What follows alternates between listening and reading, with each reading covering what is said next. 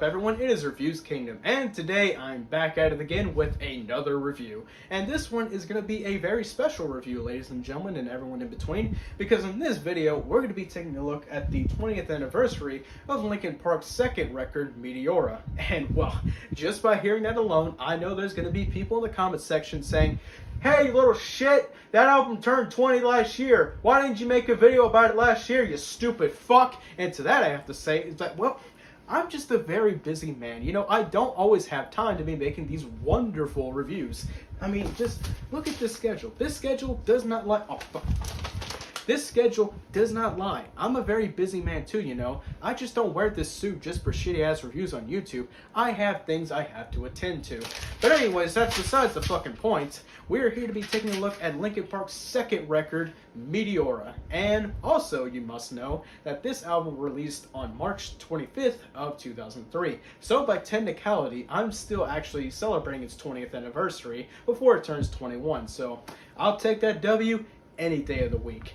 But at the same time, it also gave me an advantage because just last year, Linkin Park released this cool looking box set that came with a bunch of goodies such as lost demos, lost tracks, and so on and so forth. So I not only get to talk about the main album itself, but I also get to talk about the lost tracks and the lost demos. And well, a little bonus content is always fun, isn't it, guys?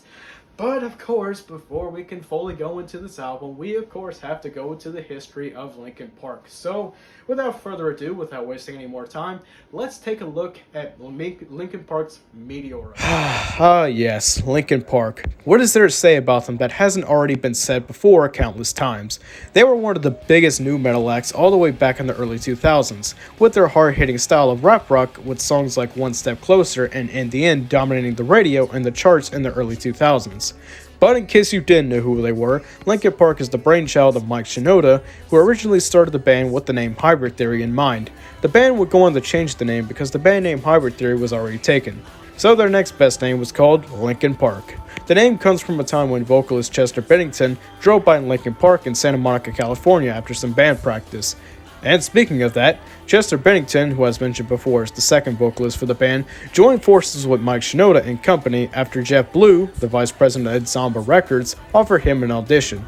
The rest of the band members consisted of Joe Hahn on the keyboards and electronics, Rob Borden on the drums, Brad Nelson on the guitar, and Dave Farrell on the bass. The band would eventually strike a deal with Warner Brothers Records, and they would go on to create and release their first studio album, Hybrid Theory, a huge bombastic record that dominated the music scene and charted high with big successful singles such as In the End, arguably their biggest song to date. The album received critical praise for its style of blending rap with rock in such a unique way, along with the likes of bands like Rage Against the Machine or Korn. Hybrid Theory also enjoyed some huge financial success, as the album went on to sell 1 million copies, making it certified platinum. Now, of course, I wasn't alive for all this yet. I'm just going off by history and chart numbers. And just by hearing that alone, you may be asking, well, what got me into Linkin Park? Well, much like most people in the 2000s, I discovered them with their hit song In the End. However, there is a twist to that. You see, I didn't just look up the song, no. It was actually via an AMV. And you might be asking, well, what kind of AMV? Was it Dragon Ball? Nope. Naruto? Nope. Try again. Transformers? Good guess, but no. The AMV in question was Ed, Edd n Eddy. And it's at this point in the video, ladies and gentlemen, and everyone in between, that I will forever give my thanks to the Ed brothers for introducing me to one of my favorite bands of all time. Danny Antonucci, AMV makers of 2009. I am forever in your fucking debt for introducing me to Linkin Park. Godspeed, you sons of bitches. With that being said, let's go back to the review, shall we? Now, unfortunately, I can't find the original upload, but I can confirm that it indeed existed at one point, before it got taken down by copyright, I'm assuming that is. But if you're interested in that kind of weird content, there is a whole entire playlist dedicated to just weird Ed and Eddie AMVs, serving as a time capsule of a simpler time in life. But anyways, back to Linkin Park. The band would go on the tour for Hybrid Theory, and while on tour, they started to work on their next album. This album would go on to be known as Meteora. The album got released in the great year of 2003, and much like Hybrid Theory, the album saw huge critical and commercial success, with huge singles such as Numb, Breaking the Habit, and From the Inside, just to name a few. There's even some people arguing if it's better than Hybrid Theory. But now that we're all caught up to speed on the history, let's see if Meteora holds up 20 years later after its initial release. Much like its predecessor Hybrid Theory, Meteora sees Linkin Park continuing the style that they have become most known for, and that's their nu metal rap rock. Now, I know for some, this genre can be an acquired taste, and well, that's putting it very lightly. The thing is with nu metal is that nowadays, it's something you would scoff at if someone brought it up when talking about music, or even just at the dinner table when discussing your favorite kind of music. Some might even say that it was even lame as hell even back then. And to be fair, I do understand where this comes from. All you need to do is listen to something like Saliva, Papa Roach, or Limp Bizkit, and chances are you might not be too impressed. People complain how it was too whiny and was too bro-y for anyone to take seriously or actually enjoy. However, the one band that was always looked upon very fondly was Linkin Park, and it's not hard to see why. Linkin Park at this point in their career were nu metal, but their sound was different from the rest. While yes, they were pretty angsty, I feel like the tone of the album comes from a place of sincerity and vulnerability that can really resonate with the listener, and I feel like the record does a great job in doing this. It's pretty consistent in its themes of depression, anger, and frustration, but it all sounds in a way where it doesn't feel like it's too edgy or too forced and fake sounding, like some bands that try to replicate the success of Linkin Park. It's an album that has big swings and big payoffs, mixing elements of electronic to go along with the entire package of the record. To me, it's a remarkably sounding record that stood out from most of its contemporaries at the time. Part of what really sells the entire record, in my opinion, is Mike Shinoda and the late Chester Bennington. These two vocalists bounce off each other so well, it's hard to deny the energy the duo bring to the record overall. Even as standalone talents, they bring in something different from the table from each other. Mike Shinoda brings out aggressive and catchy rapping that really works. Is he the greatest rapper out there? No, I wouldn't really say so, really. But in my honest opinion, Mike Shinoda is still one of the greats in the rap genre. His flow is on point, and he is also a pretty solid writer to compensate for that. Aside from that, he also plays the piano in some of these songs, such as Breaking the Habit and the biggest hit on the album, Numb. As for Chester Bennington, what is there to say that hasn't already been said about this man countless times before? He's simply phenomenal, and in my opinion, the highlight in every Linkin Park record for me. Chester is the more vulnerable one of the group, bringing in some of the more heavy-handed and introspective sides of the band. He is also great at breaking down with fits of frustration when he needs to on this record.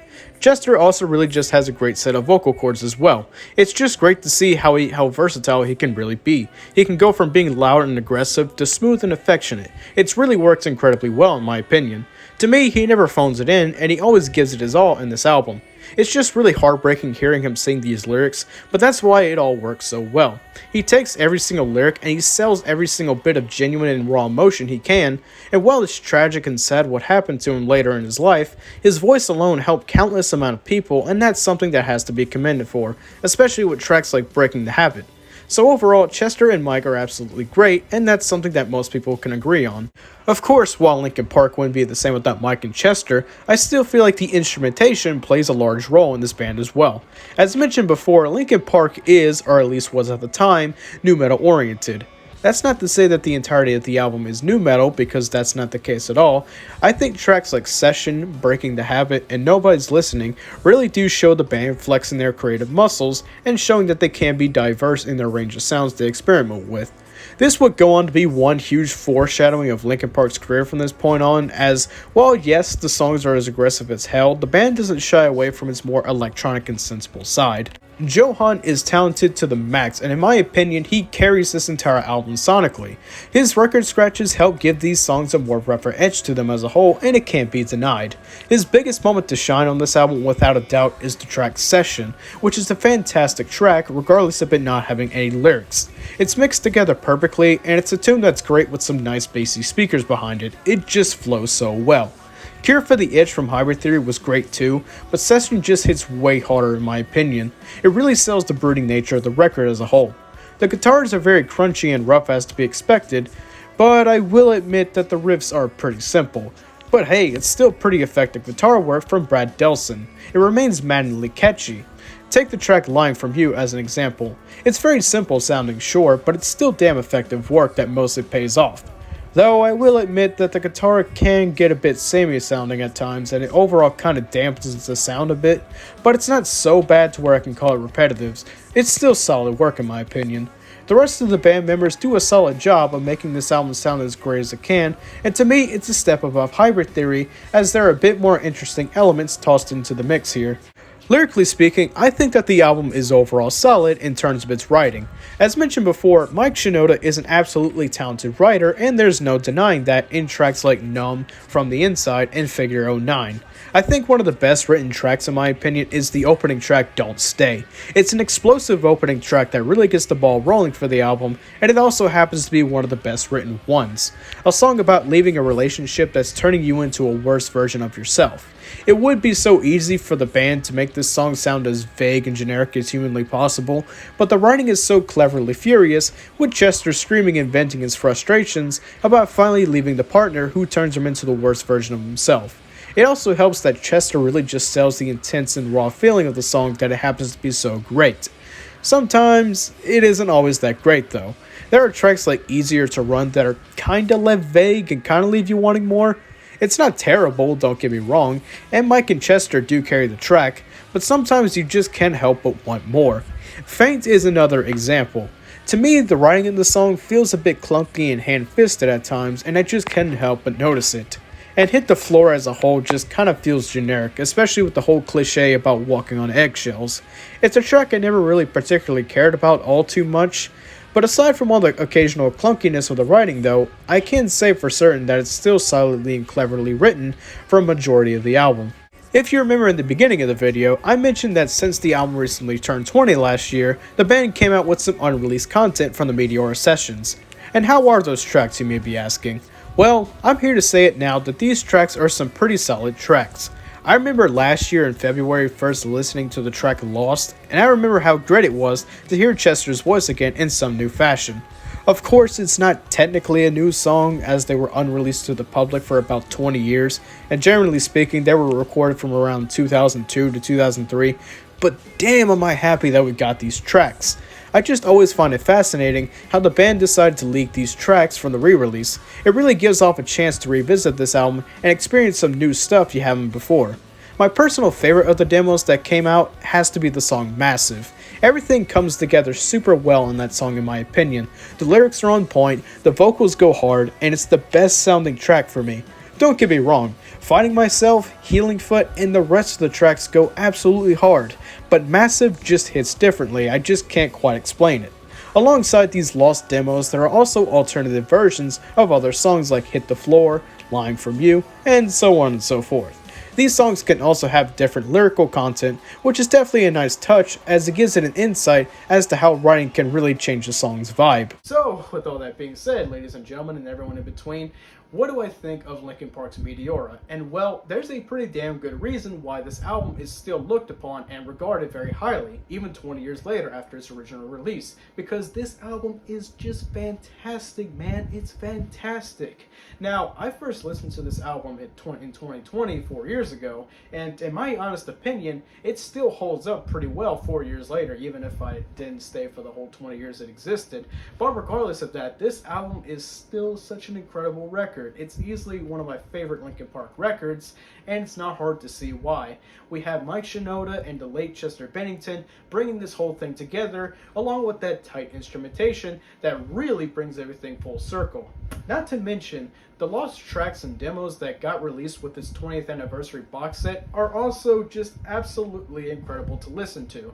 It's just a remarkable album, and it's one of the best nu metal albums that came out of that time period. It really stood out from most of its contemporaries. It has so many hits. It has a Line From You, Somewhere I Belong, Breaking the Habit, Numb. It's jam-packed with so much good music in it that it's really hard to deny how it's still held up even 20 years later after its original release.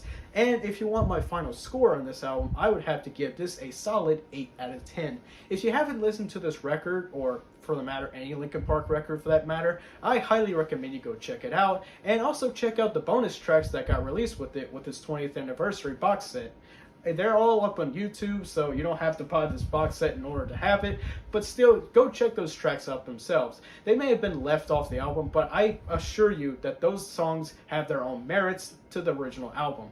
So, with that being said, if you enjoyed this video, don't forget to leave a like, comment, and subscribe, and I'll see you guys in another video. Bye. I'm gonna go do some things that I mentioned on that aforementioned schedule, so see you later.